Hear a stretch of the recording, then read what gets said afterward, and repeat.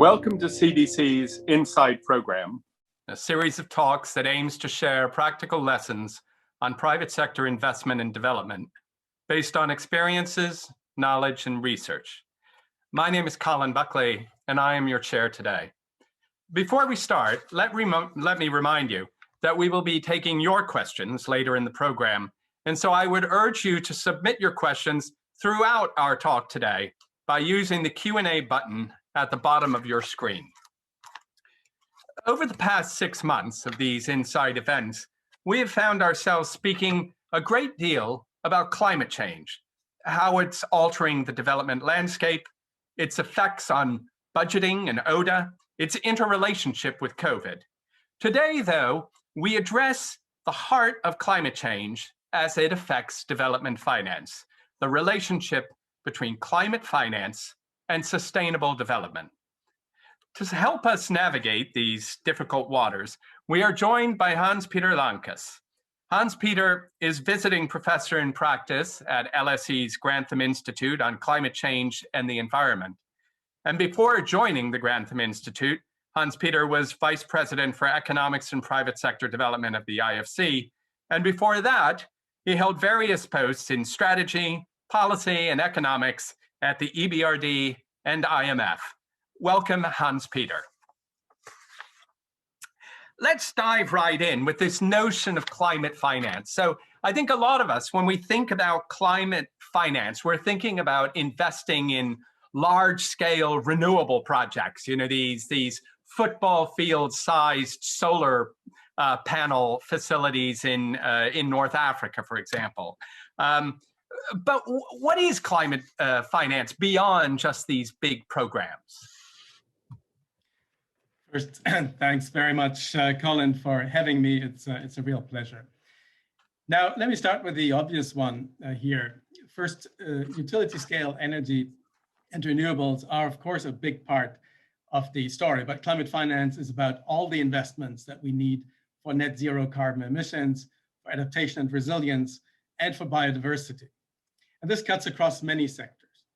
There are high growth, high impact opportunities outside power generation. Think of electrification of transport, but also, for instance, technology and AI-driven approaches to land use, industrial processes, a wide variety. There are also a large number of investment estimates by now that look across sectors to see where investments, where capital needs to be changed and built in order to meet net zero climate goals. One we just published a few days ago by LSE and Grantham for the G7 chair. That's a report where there were very detailed estimates made by Systemic, around $3 trillion a year in several sectors, including, for instance, food and land use. And 75% of that was in emerging markets and developing economies. There's a report that IFC issued in January. One of the last things that I had the opportunity to work on, looking at 21 emerging markets and finding also trillions of investment in 10 sectors that need to happen. Then there's the IEA, there's the Energy Transitions Commission, etc. We have by now a large range of sources for the investment story that's associated with net zero, with addressing climate and adaptation and biodiversity. And when we hear there are investment needs, quote unquote, for net zero pathways, a lot of that means business opportunity for the private sector. Some areas of climate finance will require a public investment push, for instance, the EV charging infrastructure, the power grid, but most is private. But my second point is that actually some people see, when they talk about climate finance, they see too narrowly just the official or the DFI funds that are associated with climate finance. It's crucial that we take a much wider lens, especially when it comes to poorer countries. And the point is we have all these investment opportunities, but they're not happening at scale.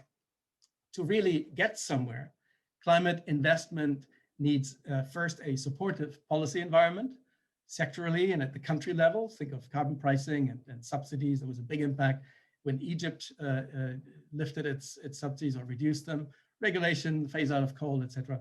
Secondly, many projects and indeed local sponsors, especially in poorer countries, they need to be nurtured, shepherded. The financing needs to be structured to become bankable. They're not simply there on the shelf for finance providers. And then even looking just at the supply side of funds, it's not just about public money or DFIs.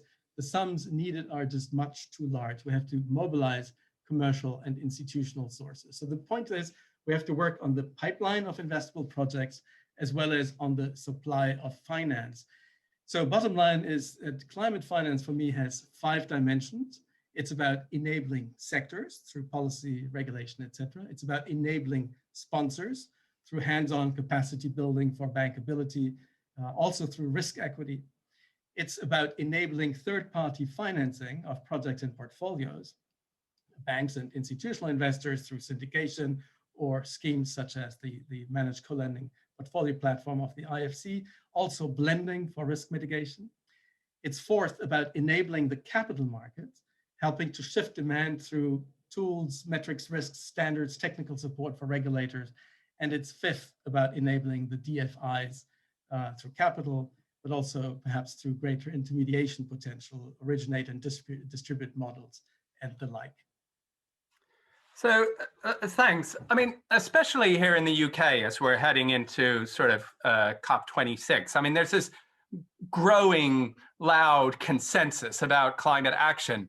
But sometimes we hear almost a quiet grumbling about whether there may be, other aspects of development that we are leaving behind. And often this comes under this title, climate justice. So, and I'm wondering, what are your views? Is there a trade-off between addressing the climate challenge and development? Yeah, that's a very good, a very important question, and one that you get you're faced with every time you travel to poorer countries. And there's sort of 2 ways that I see in which climate and development objectives might clash. One is that there is competition for funds and for attention. And climate might divert the focus away from development impact priorities of many countries, such as jobs, incomes, or education, etc. The second is that climate policies and investments might be expensive. And so poor countries are forced to pay a premium for a climate-friendly development path. Now, I think on both fronts, possible conflicts have been mitigated over the past 2 to 3 decades. It was more of a clash, more of a trade-off, in the 90s when we first began to talk about these things. Today it's better, and technology has a lot to do with this shift. In fact, climate has become a growth and development opportunity, no longer a cost, and its sustainability is turning into the growth and the jobs story of the 21st century. This is quite obvious when it comes to power generation, where renewables now offer very often the least cost solution. Or with energy access, you have about 800 million people who are not connected to the grid in the world, and they're much more likely to get access through flexible off-grid renewables approaches than traditional utility-based approaches. Or take agriculture. There's already a transition underway to regenerative agricultural practices. And by accelerating this transition, you can boost yields and resilience. And this is in fact a business opportunity, very much a technology-driven business opportunity. According to the Food and Land Use Coalition, there is a $100 billion opportunity in sub-Saharan Africa alone through high-quality inputs, technology, and infrastructure. Now, both at Grantham and at the IFC, we've estimated that the jobs impact of a sustainable investment and growth path is much higher than for the traditional approach. And then there are the benefits from reduced pollution. You have today about 1 million premature deaths from indoor fossil-based cooking and heating. You have about 2 million premature deaths from outside air pollution, like from coal.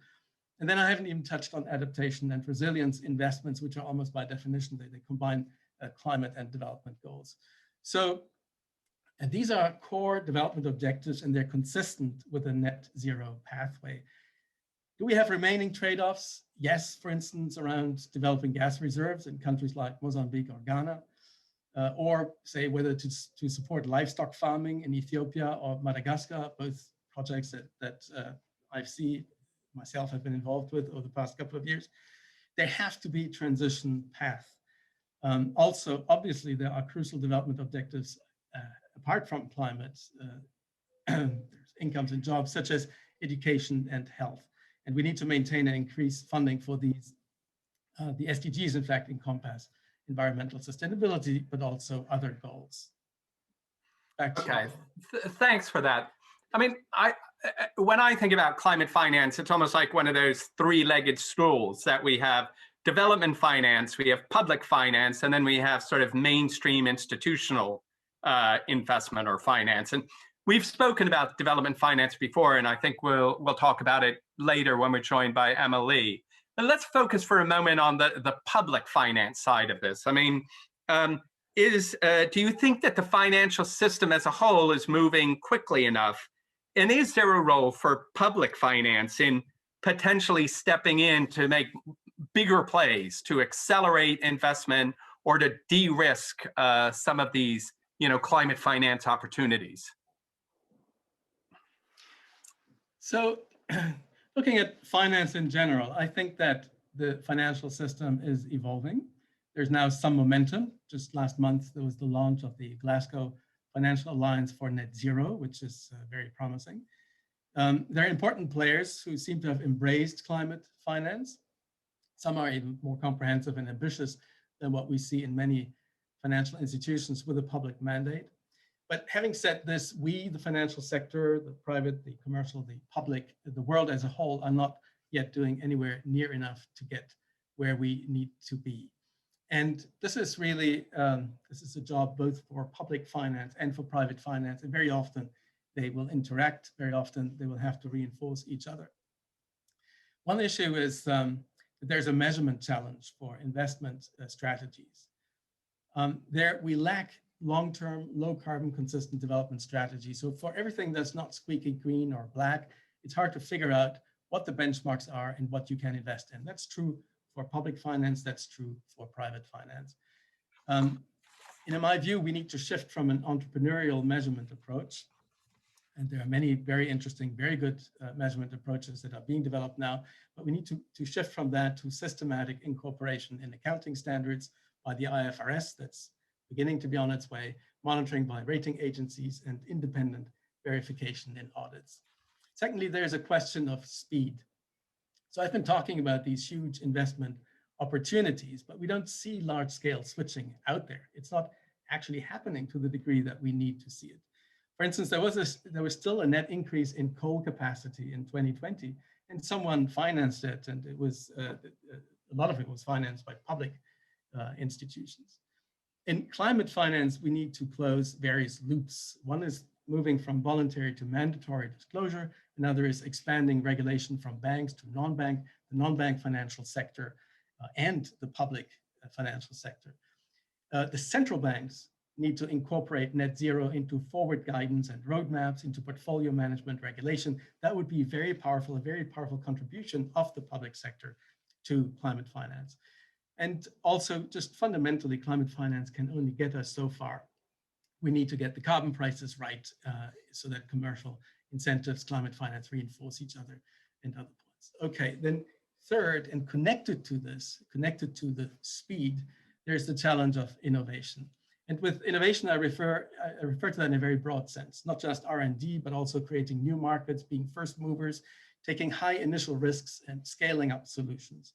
And innovation is absolutely central to our ability to reach climate goals and net zero goals. Eventually, someone has to be the first to bring electric trucks to Nigeria in an untested environment, just to take an example. We need public finance, including IFI finance, for instance, in supporting R&D and complementary public investments. And we have to support risk-taking in new markets. That's a core mandate for the DFIs.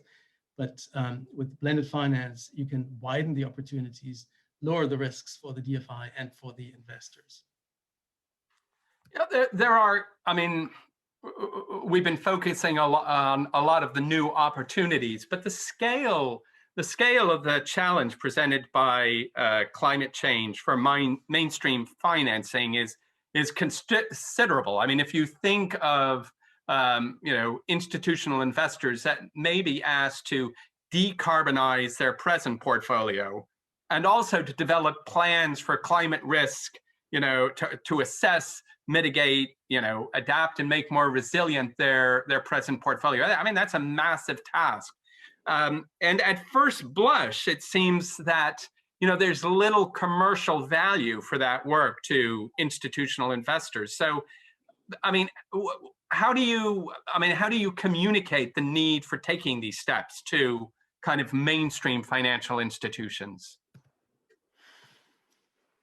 Yeah, interesting point, and we talked about this a bit already. But first, I'm not sure little commercial value really describes it for the financial sector. The risks are real, the climate risks are real, the opportunities are real. We understand much more about them today than we did just a few years ago. There has been a lot of work on getting the evidence, getting the forecasts, building them into models that are usable by financial institutions, and they can recognize these risks now. They're linked to climate change itself, they're linked to policy change, they're linked to technology. You don't want to get stuck with stranded assets. And then you see commercial lenders like, say, HSBC or JP Morgan. You see institutional investors, you see asset managers that have been developing climate investment strategies without being forced to do so. At this point, this is not something which, for the most part, is regulated, which they have to do. And this is in part driven by the understanding of the risks, by where the world is heading, but also by shifting preferences of investors. For instance, there's been a generational shift in wealth holdings, which is increasingly shifting preferences of investors. Millennial sort of heirs of wealth are much more likely to want to see a double or triple bottom line from the investments of their monies, and they're making themselves heard. And that's what's bringing very large parts of the assets management industry, of the wealth management industry in this direction. There's also regulation that's moving in this area. So you have the EU Pensions Directive or Solvency II or others. You can see the ECB, the Banque de France, the Dutch Central Bank. They're all talking about establishing clearer regulation in these areas. I mentioned the IFRS Foundation taking the first steps towards accounting standards. So regulation is coming, and therefore financial institutions need to get prepared for that. And then third, we can help them. We can structure risk mitigation approaches, for instance. And CDC is very familiar with that, as are other DFIs, like traditional syndication umbrellas or platforms like the MCPP that I mentioned, which allow institutional investors to buy exposure with structured risks, or market approaches such as ILX, which is coming on stream later this year, which would bundle IFI exposures for purchase by pension funds, or blended finance structures, which can be very flexible. They could lower, for instance, currency risks. So this is great. Now we're really getting into some of the more innovative financing structures. So perhaps the time has come to have us add one more participant into our conversation. But before introducing her, let me remind our viewers and listeners that we will be taking your questions later in the event. You can post them throughout by using that Q&A button at the base of your screen. We're now joined by Dr. Amalie Amin, Director of Climate Strategy here at CDC and Senior Advisor to the COP26 unit at the UK Cabinet Office. Before joining CDC, Amalie held a variety of positions related to climate change, development, sustainable energy, and green finance within the UK government, at the Inter-American Development Bank, and at the think tank E3G. So welcome, Amalie. Let me start out with kind of COP26, because I mean that's being loudly trumpeted as a key moment in meeting the climate challenge. I mean, what are your ambitions and hopes for the negotiations later this year? Thank you, and it's great to be here with Hans-Peter and yourself, Colin. So COP26, as we know, I mean, climate finance is always one of the most important issues for the COP. I think it will be increasingly, or has become increasingly important. As many may be aware, the commitment to mobilize 100 billion by 2020 probably will have not been met last year because of the situation with COVID. And so it's going to be really important to rebuild momentum around that 100 billion and ensure that that comes forward and trust is maintained around that. But I think increasingly we need to not focus only on the quantity of climate finance, but also importantly, the quality and the inclusivity of climate finance. And I think very much as Hans-Peter said, I think when we think about quality, what are we doing with the climate finance? How are we using it to really innovate, to really bring forward the new technologies to our markets, and to do that in a way that will ensure that it's delivering really inclusive benefits. So whether that's gender finance, whether that's reaching the poorest countries, getting to communities, particularly when we think about the need for adaptation and resilience. So I very much hope that in the build up to COP and at COP itself, there'll be a renewed emphasis, renewed focus on how to really deliver on adaptation finance. And that's really one of the priorities that we've set through our climate strategy at CDC. And also the focus of a new collaborative that we launched last year, but was recently endorsed in the UK's G7 Foreign and Development Ministerial, which sets out an agenda for us as DFIs to really step up and to do very much as Hans-Peter emphasised, to come together to take a bit more risk, to innovate, to hopefully work with others who can build out the markets and build the pipelines of investable opportunities so that we can really scale up finance for adaptation, particularly in the most vulnerable countries and particularly in those areas where we know the risks to climate change and the impacts of climate change are already being felt, which unfortunately is very much the case within our markets, Sub-Saharan Africa, South Asia in particular. Thanks, Emily. Hans-Peter, same question to you. What's on your wish list for COP26? So it was good to hear Amelie on this and the importance of adaptation, and that's very much what you would get when you talk to the countries that CDC, that the Development Finance Institution is engaged in, and it's often underestimated. In the talks, it's underestimated. In the North, where we focus on mitigation, the picture looks different when you are in the developing countries. So that's a very important point. Of course, for the COP, I would want to see what the presidency wants to see is net zero emissions targets covering the whole world. We have about 2/3 of global emissions covered by that today. There have to be targets for emissions cuts by 2030 and a pathway. That's very important. But also that we hear about the how.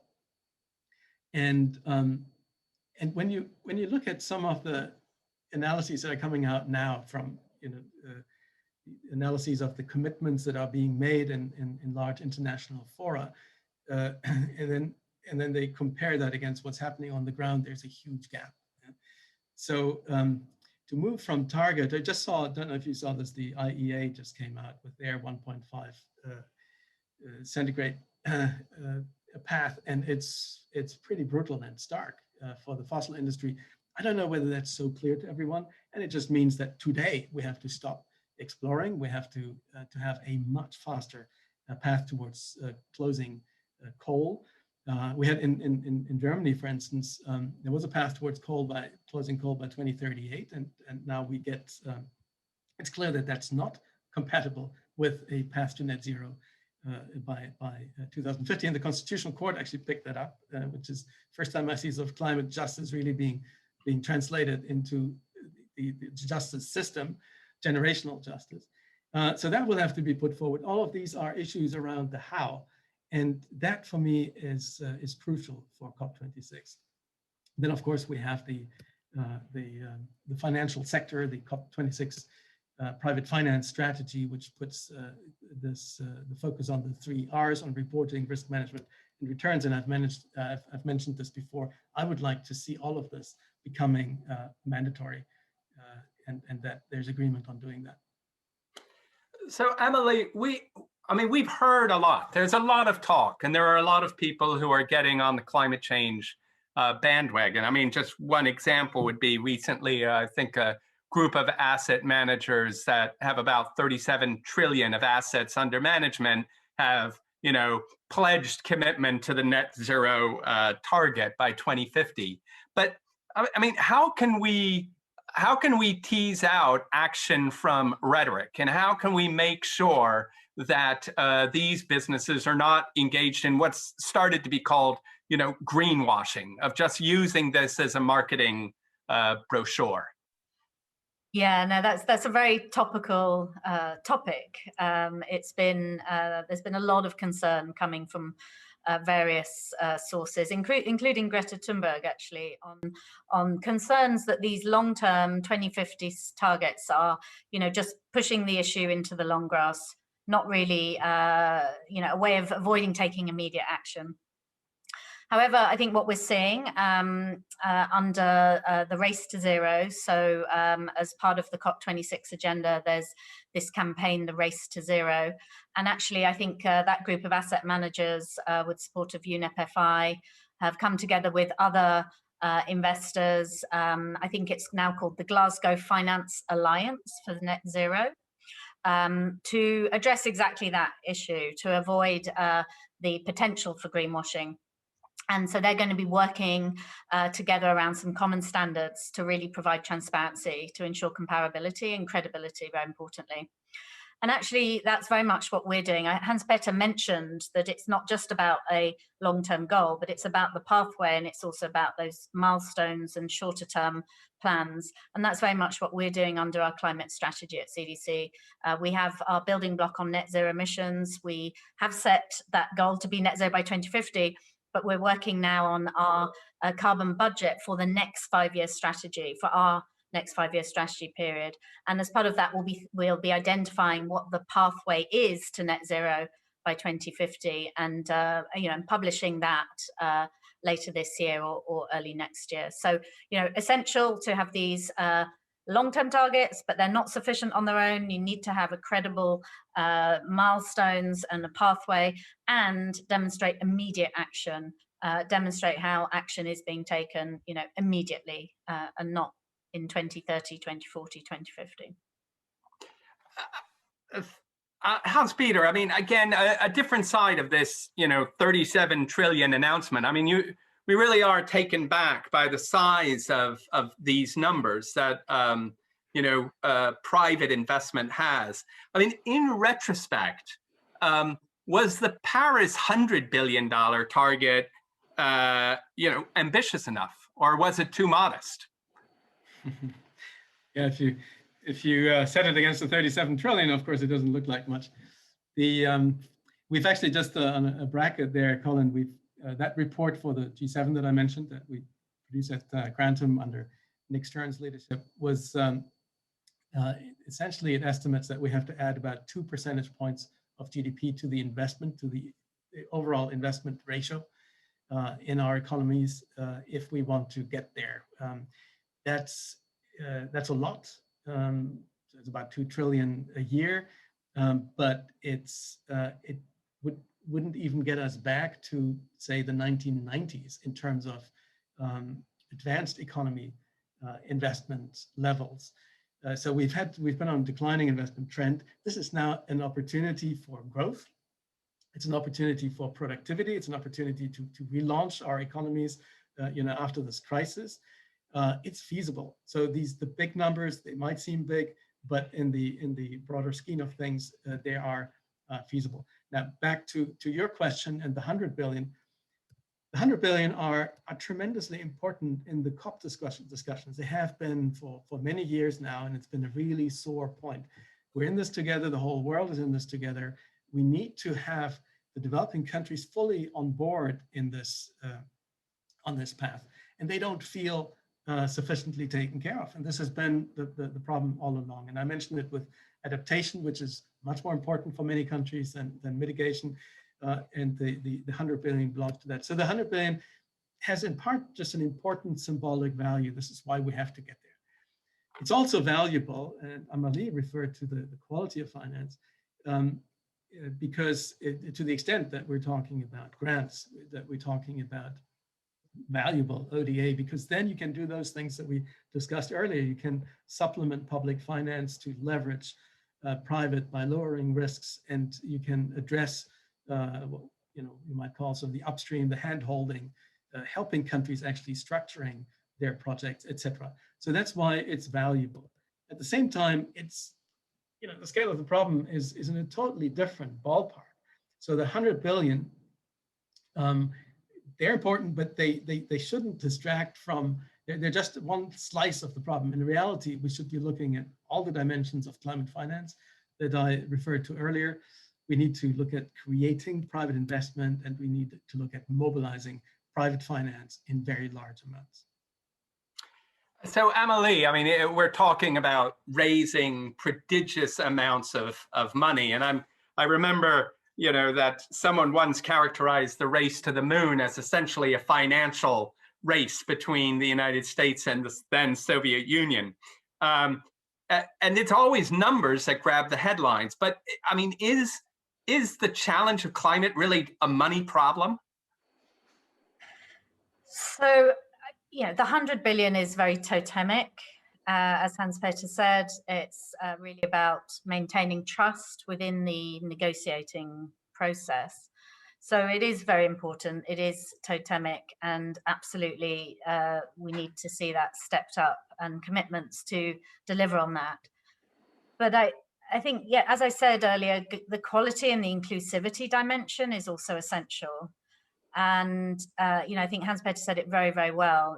We know actually when we look around, there's actually more capital seeking low or zero carbon assets, and going to be increasingly so with these trillions of assets under management looking for net zero.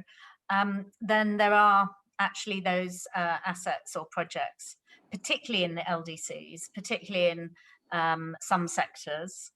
And so having resource and putting that to ensure that the pipelines of projects are built, that the policy and the regulatory framework is really enhanced, particularly in the LDCs, to help incentivize those opportunities and really support project developers who can then build out those pipelines that can attract that capital.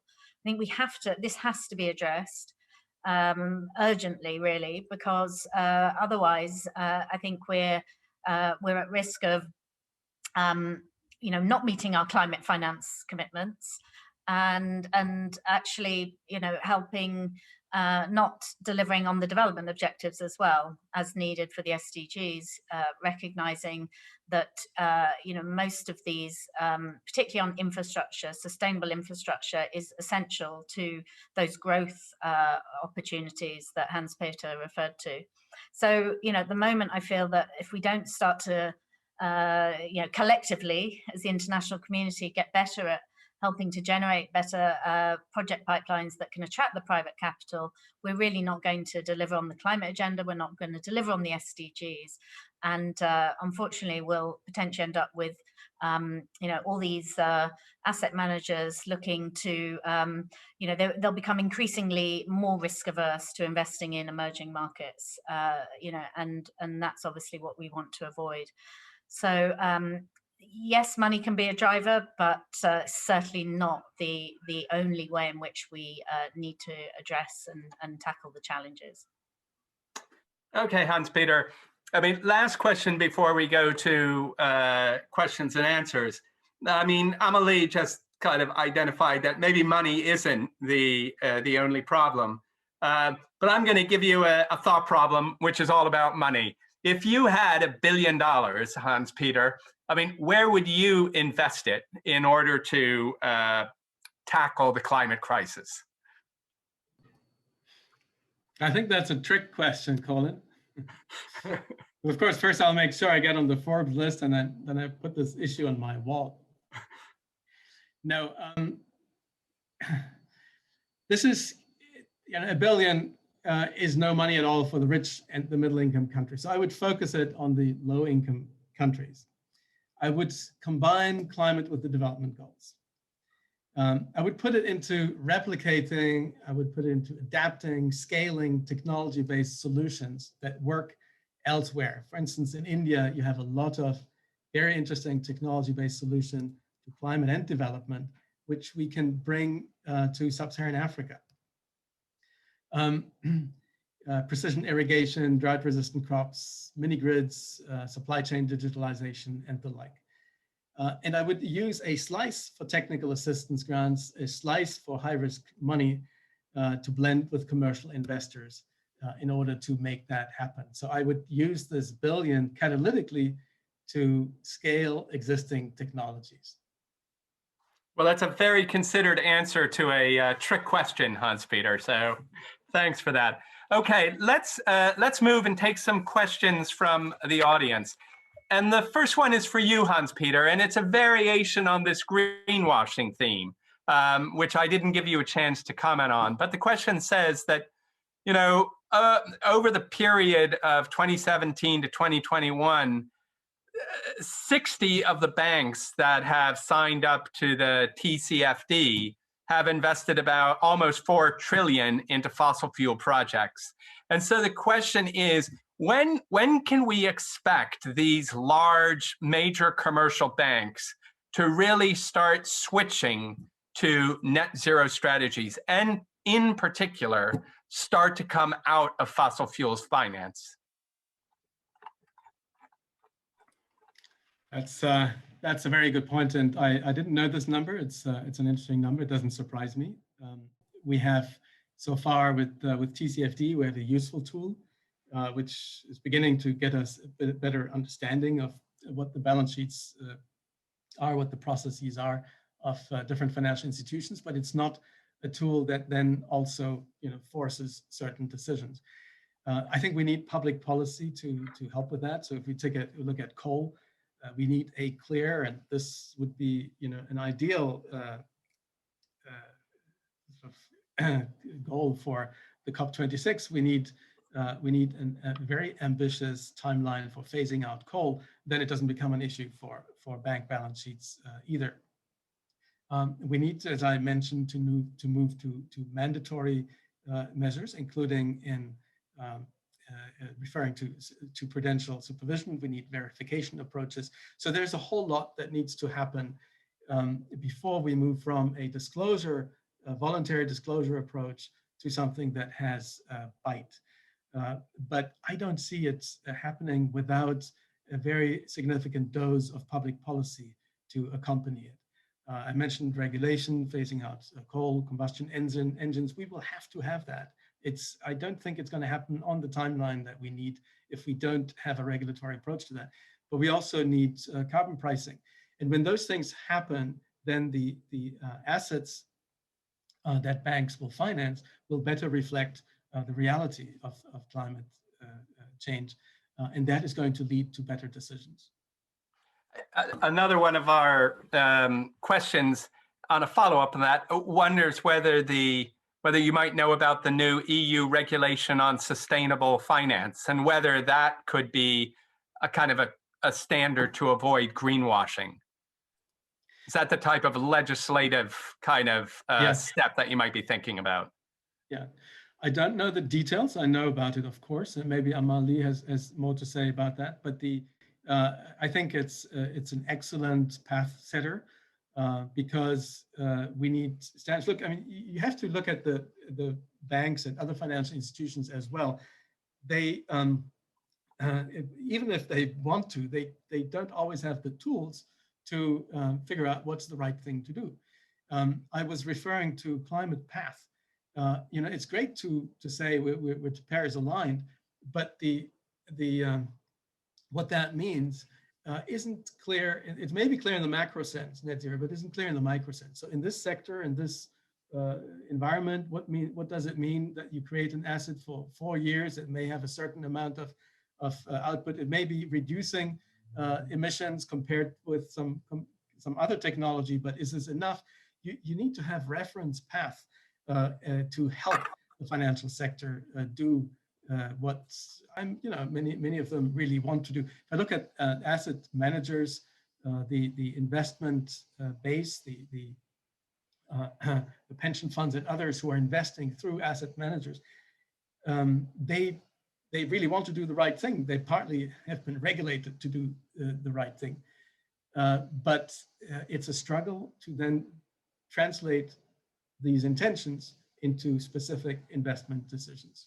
So going back, sorry, the EU is taking exactly the right approach by setting these standards, the metrics, the taxonomies that then will be needed by the sectors, but we have to go beyond that. So Amalie, maybe you can give your views too, but can you set it into an answer to this broader question, which is, this is COP26. We've had a lot of these COPs. We've had a lot of, action kind of at an international level, but we're seeming to drag behind in terms of national legislation, and wondering whether you can comment on is the incentives here misaligned, or what's the reason why we can't seem to clear these national legislative hurdles around climate? So I think we are seeing increasingly now countries starting to move with national legislation. Still mainly the OECD countries. The UK, we put our 2050 emission reduction target into law last year, was followed by France, I think, a couple of days later. And so, I think there is a big movement to enshrine these commitments into legislation. But you're right, it's not all countries, and far from it.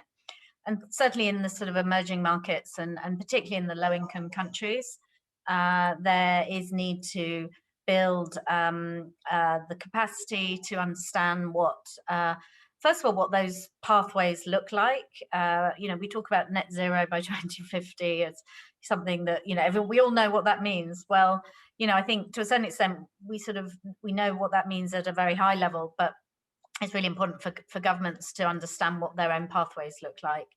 And in doing so, then put that into legislation. But obviously, those pathways need to balance the social and economic objectives alongside the emission reductions and other environmental objectives. And also very importantly, the just transition, which is another element of our climate strategy, recognizing that the transition to net zero, of course, we hope as investors, but also governments will need to put in place the measures to ensure that communities and workers are part of that transition, a part of a positive social and economic transition, and identify where there may be some losers from this transition. I think even in Germany, as Hans-Peter will know, there's been quite a big focus on how to support those areas particularly in southern Germany, those coming out of coal and lignite, recognizing jobs will be lost, and how to ensure that new measures are put in place to help skill up and provide new economic opportunities in those areas. And that's something we're working on actually with LSE, Nick Robbins at LSE, and South African partners and Indian partners, to identify what a just transition would look like from a finance perspective for South Africa and India.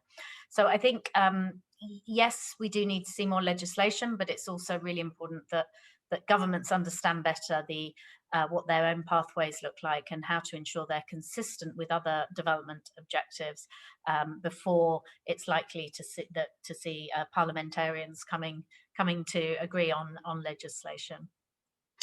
So Hans-Peter, if I can ask, picking up on this notion of, transition, in just transition, the scale of challenge of climate change is massive, and clearly we've got limited bandwidth. How much of that bandwidth should we commit to transition? How much should we commit to making sure that we've insulated workers and societies from the fallout of the almost necessary shift in economies, and especially local economies, in order to meet these climate change targets? Well, I think it's become a component of the climate talks, right? So the Just Transition is a program, and many countries expect to progress. They expect to see commitments on that, and the issue of sort of just transition is one that is about workers, and that's often certain regions. Mala was referring to Germany. That's sort of very much in the east of Germany. You have still thousands of jobs that are linked to coal mining, to lignite. They will be losing these jobs. What are the alternatives? We've seen this in other parts of the world when sort of a key, sort of the mainstay of the economies was lost. It can be devastating. It can take a long time. So there's the sort of the dimension, the moral dimension of helping and supporting. There's also a political dimension here. And we've seen that with the Gilets jaunes in France, that if you have a not sufficiently well communicated and not sufficiently well sort of cushioned shift that affects different parts of the population, it's not just the workers, it's also consumers, consumers who may today benefit from subsidies, for instance, for certain forms of electricity or heating, and that will be withdrawn. We saw this in other parts of the world, in Nigeria, and in Egypt, and in India, in lots of places. You need to be able to deal with that politically. That is what the just transition is also about. It is a moral imperative. It is a part of the talks, and so we need to make progress with it. But it is also a political reality that governments have to understand and have to find ways of tackling. Okay, thanks. Amelie, a question to you, which is, we've been talking about very large numbers, which sometimes compels you to very large projects. Whereas I know that many kind of water, wastewater, resilience, adaptation programs are actually really quite small programs. Is there a risk here that we leave behind the necessary small programs just in this kind of speed to try and get to kind of these big numbers of investment? Yeah, that is something actually I do worry about. Keeps me awake at night sometimes, in that I wonder whether these climate finance targets that we have on their own are sufficient to incentivize to do everything that's needed, for that very reason, that a lot of really quite small investments, particularly those more innovative, very, maybe early stage, riskier type investments that are bringing forward, some much needed technologies or services that are going to be, in terms of investment, quite small. I mean, really small ticket size, but in terms of impact can be huge. I mean, I would say we made an investment in Cropin, a company providing enhanced data analytics for agriculture in India, using artificial intelligence. I think a small investment by ourselves of several $million, but the impact there can be absolutely massive. So, we absolutely need to avoid assuming that it's all about the volumes of finance. Now, of course it is, when we're talking about trillions. Of course, we do need to think about the quantity, and we also need to think about mobilization and how we, as DFIs, IFIs, can actually better mobilize all that capital that has committed to become net zero. I mean, how do we really mobilize those investors? I sometimes worry that when we all have climate finance targets and there's limited pipeline, there may be no incentive to mobilize others. because, we're all looking to deliver on our own climate finance targets. So again, is what is needed maybe a mobilization goal, a mobilization target in addition to something along climate finance? Do we maybe need to start reporting, maybe not have targets, but start reporting more on the quality of our finance? So, how we are doing those more innovative solutions. Recognizing in particular how this accessibility, the inclusivity dimension as well. So, looking at, I think we're now looking at how we're working with the gender team at CDC to develop, and others actually at EIB, EBRD, and many other, DEG, the German GFI, on a new report on gender and climate finance. So how do we ensure that we can bring forward those types of, incentivize those as well? And I think climate finance targets on their own just don't do it. And we need to think in a smarter way in how we can really ensure that all the incentives are being provided, and then that we're demonstrating progress towards those. Okay, Hans-Peter, last question to you. And this question really goes back full circle to where we started to, the notion of development finance and development. So we have developing countries that need to transition from carbon-based economies to green-based economies, where they lack scale, investment, infrastructure, where the transition costs aren't going to be attractive to investors. So your final thoughts on what kind of global support mechanism do we need to provide to these developing country governments in order to help them make that transition? So, because as we discussed before, climate finance is development finance, or this is today. We have an overwhelming overlap between these. So we need to enable development finance. And you're quite right, it's a difficult task. But development has been a difficult task across all its dimensions for a very long time. I think that with the SDGs, we have a common frame for the first time. When they were first declared, I thought, oh gosh, this is just a laundry list of everything on Earth. By now, I'm seeing them as incredibly useful, because they have put on the table the richness of development, and they've put on the table the difficult task of getting there. We all knew that we had to scale up enormously, and that's perhaps sort of the number one. It's not just about the money, but we do need the money. We need a scaling up of development finance, and that's partly because of it's partly the development finance institutions and the MDBs and others. It's partly what Amalie is saying about mobilization targets. So we need to partner up. It's much easier today than it was 20 or 30 years ago. Finance in general has become deeper, even in poorer countries. We are able to do more than we could. And it is in sort of helping countries mobilize their own funds. And that in the end is going to be, if we talk about larger emerging markets, that's the much more important source. They have to enable their domestic finance as well. So finance is important. But then, as I said at the beginning, I have 5 enables.